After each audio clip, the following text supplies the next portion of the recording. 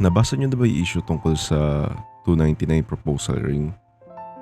Nakakalungkot lang kasi nangyari din yun sa akin.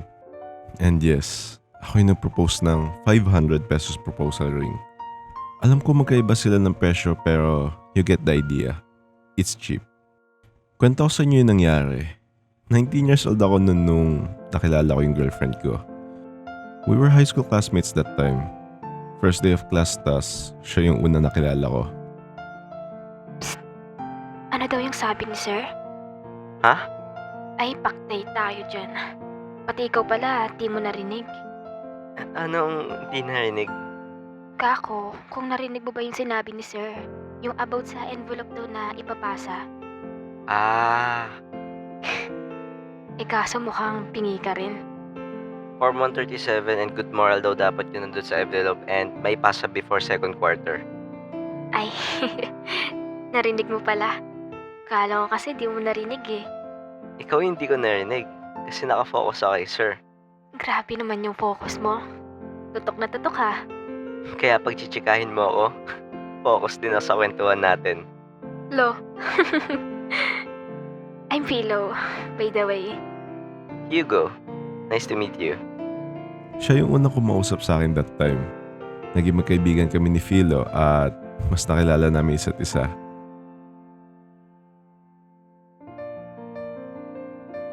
Yo, Philo, sabay tayo eh. Ay, oo nga no. Di pa pala kita nakakasabay umuwi. Saan ka ba nakatira? Bandang Tandang Sora lang. Uy, sakto. Matadaanan mo ako. Bakit? San ka ba? Sandigan ako. Ah, tara, sabay na tayo. Dito ko mas nakilala si Philo. Sabay kami umuwi nung araw na yun at nakita ko sa kanya na wala lang siyang pake sa pera. Yung tipong pag may nakita siyang gusto niyang bilhin, bibili niya talaga. Uy, kwek. Tara, pili tayo. Ah, sakto lang kasi baon ko eh. Bakit? Magkano ba baon mo? 30 pesos lang. Saktong balikan lang papuntang school. Oh, kasya sa'yo yun? Bakit? Magkano ba baon mo? 100 pesos. Oh, di ba? Kala mo mayaman ako, no? Kung 100 baon ko, dami ko na siguro na ipon. Kulang din yung 100 pesos, kala mo ba? Balikan dito 30 pesos, tas pagkain ko pa. Eh di ba nagbabaon ka din ng kanin? Yung snacks ko, tas recess. Ah, Huwag mo na isipin yon. Tara, libre na lang kita. lo, legit ba? Oo nga. Ayaw mo ba? Sino ba naman tatanggi sa libre? Arat! Fast forward ng 1 year at naging kami na. Mula nung niligawan ko siya, ang dami kong nalaman sa kanya. Tulad ng negosyante pala tatay niya. Tas nasa abroad naman yung nanay niya. So basically, may kaya talaga sila. Babe, tingin mo ba makakabili ka din kaya ng kotse? Bakit mo naman natanong yan? 19 years old pa lang naman ako. Wala lang. Kita mo yung ibang classmate natin na lalaki, mga nakakotse na. Eh, mayayaman naman parents ng mga yun eh. Sa bagay. Bakit mo naman bigla naisip yun? May chika lang ako Huwag ka magagalit. Ba't naman ako magagalit? Ganto kasi. Kilala mo si Bruce yung nasa likod natin banda nakaupo? Oh, ano meron kay Bruce? Kaibigan ko kasi yung GF niya. Tapos, tinanong ako nung GF niya kung di ba daw ako napapagod kakaakyat ng overpass. Kasi 'di ba, yung school natin kailangan pang tumawid para sa sakayan. Eh, si Bruce, hatid sundo daw siya lagi ng nakakotse. Ah, Pero wag ka mag-alala, di naman kita minamadali or kino-compare. Na-intimidate lang kasi ako sa sinabi niya sa akin. Wala naman to about sa'yo. Masaya ako kung anong meron ka. huwag kang mag-alala. Someday, magiging mas mayaman ako sa taong yan. Ikaw yung magpapamukha sa kanila ng ganyan in the future. Paano ka naman magpapayaman? Siyempre, una sa lahat, tatapusin ko muna yung pag-aaral natin. Tapos, kukuha ko ng trabaho sa ibang bansa para, siyempre, mas malaki yung sahod. Eh, paano kung sa ibang bansa ka nagtrabaho? May iwan ako dito. Siyempre, sama ka. Ha? Hindi pwede. Bakit? Walang may iwan si dad kasama dito. Alam mo naman na only child lang ako. Di hahanap ako ng magandang trabaho dito sa Pinas. Sige, antayin ko yan.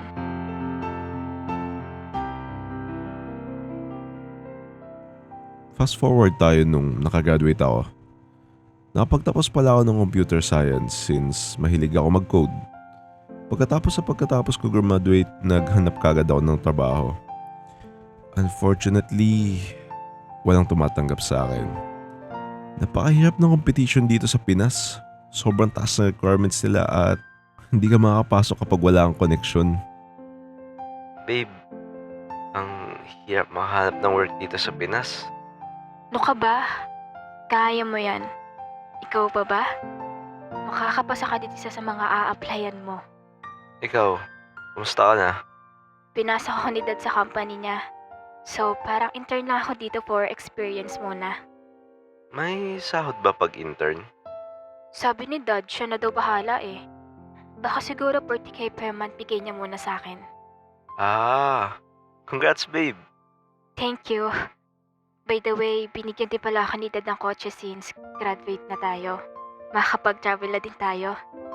That's nice. I'm happy for you. Thank you. Ay, una na pala ako. Shopping lang muna kami ng mga kaibigan ko. Alam mo naman, reward sa sarili. Sige, ingat kayo. Kamusta mo na lang ako sa kanila? Ang swerte, di ba? Pero masaya ako para sa kanya. Minsan, nakakaingit lang kasi parang nakahanda na lahat kagad sa kanya. Tricycle driver lang kasi yung tatay ko at labandera lang si nanay. Pinilit lang nila ako makapagtapos ng pag-aaral para daw tulungan yung dalawa kong kapatid. Kakatapos ko pa lang ng pag-aaral. Kailangan ko na kumayod para maibalik yung tulong ko sa kanila.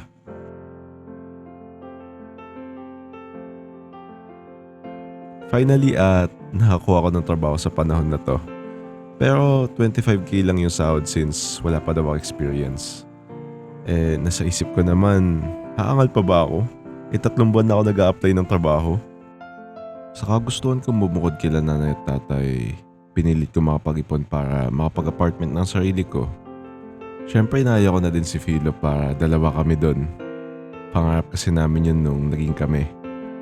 Shala, apartment na. Siyempre, dati pa natin to gusto, di ba? Magkano umpa mo dito? 10k per month to since malaki-laki din siya. Uy, pwede na. Dito din ba ako? Saan pa ba? O di ba, makapag-grocery na tayo tas tabi na tayo lagi matulog. Sige, bukas sa bukas bili tayo ng mga gamit natin. Kalma lang. Yung bayad pa lang kasi sa renta na ipon ko. Unti-unti lang muna natin yung mga gamit. Ay, wag na. Ako na bahala. Sagot ko ng mga gamit natin. Legit ba? Oo nga, ako na. Ang swerte ko talaga nun kay Philo. Sobrang maintindihin niyang tao. Nung araw din na yun, halos pa puno namin yung apartment na mga binili niya. Gusto ko din sana tumulong kaso sakto lang lahat ng sweldo ko sa budget. 10k sa upa, 10k kila nanay, 5k sa pagkain at pamasahe ko sa araw-araw. Naging stable kami sa bahay since lagi niya naman ako tinutulungan sa mga gastusin. Lagi kami may pagkain sa ref at hindi kami nalilate sa bayad ng renta. Uy, si Michelle, kinasal na pala. Yung classmate natin nung grade 12? Oo, may mga anak na nga sila oh. Tumatanda na talaga tayo, no? When kaya? Ano yun? Ha? Sabi ko kain na tayo. Nagugutom na talaga ako, babe. Sige, wait. Luto lang ako ng menudo. Husband material ka talaga. Thanks, babe. Always welcome, my baby girl. Sure na ako sa kanya. At alam ko naman na sure naman na din siya sa akin. Naging masaya yung relationship namin. At sa sinabi niya sa akin, medyo na-pressure ako kasi totoo nga naman na tumatanda na kami at gusto rin ng isang babae na makasal. Hindi ako makatulog nung gabing yun at hindi ako mapakali. Nasa isip ko kasi kailan pa ba ako kikilos kung sure naman na kami sa isa't isa. Gusto ko lang naman siya makita na masaya. Tinignan ko yung wallet ko at may 2K pa ako natitira. Inisip ko kagad yung magiging venue namin at magkano yung magagastos. Nung chinek ko online magkano magagastos lahat, umabot pala ng 200k yung pinakamura. At dito ako nagkamali. Nasanay ako sa kanya. Oo, aminado ako. Mali ko na nasasanay ako na siya lagi yung gumagastos. Siya yung nandyan para sumalo ng bayarin. Kaya nag-decide ako na ididiretso ko yung plano ko. Naghanap ako ng pinakamura na singsing online. May nakita akong 2K nun at 1K. Kaso hindi talaga sila mukhang proposal ring. Literal na parang pamporma lang. At habang nagsuscroll ako, nakakita ko ng 500 pesos na singsing. Pero sobrang ganda niya. Mukha talaga siyang legit na proposal ring. Hindi na ako nagdalawang isip at binili ko yun kaagad. Bumili na din ako ng box para dun sa singsing, worth 200 pesos. Maganda yung quality nila parehas at nung dumating yun sa akin, mukha talaga siyang legit. Hindi talaga ako marunong pagdating sa gantong bagay since puro trabaho lang iniintindi ko that time. After namin kumain sa bahay kinausap ko siya. Babe, ikaw ba? Kailan mo gusto magpakasal? Matanda na tayo, babe. Tinatanong na nga ako ni Papa kung kailan ba daw tayo magpapakasal eh. So, kailan nga? Hay nako, kung pwede ngayon na mismo eh. Bigla ko umalis sa upuan ko at lumuhod sa kanya. Alam ko na hindi yan social o magarbo tulad ng iba. Pero yung idea ko na kaming dalawa lang at quality time na nag-uusap kami sa isa't isa, parang special moment yun sa amin. Nandun naman talaga yung intention ko na makasama siya sa habang buhay. Kaya nag-propose na lang ako. So, will you marry me? Hoy babe, seryoso ka ba? Bakit? Ayaw mo ba? Yes, a million times yes. I love you, babe. I love you too. 5 years na kaming kasal at naraos ko na yung buhay namin.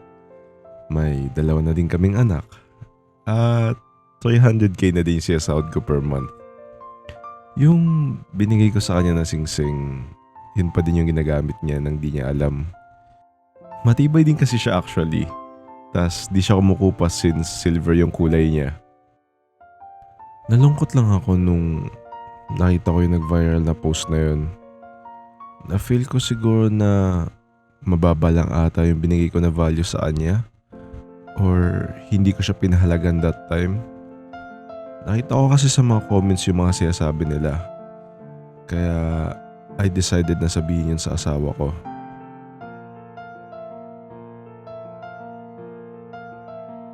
Mahal, nakita mo ba tong post na to? Yung about sa 299 proposal ring? Oo, dumaan niya sa newsfeed ko. Bakit? Mahal, sorry. Bakit? Ba't ka nagsasorry? 500 pesos lang yung singsing na binigay ko sa'yo.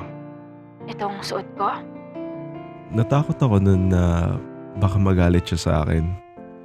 Natakot ako na baka lumamig yung loob niya. Pero natawa ako sa sinabi niya. Buti na lang kaya mong baguhin yung mga sinasabi nila. Hindi ka galit? Hindi.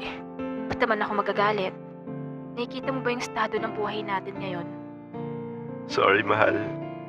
Hindi ko pa talaga kasi kaya that time. Pero alam ko na sure ako sa'yo.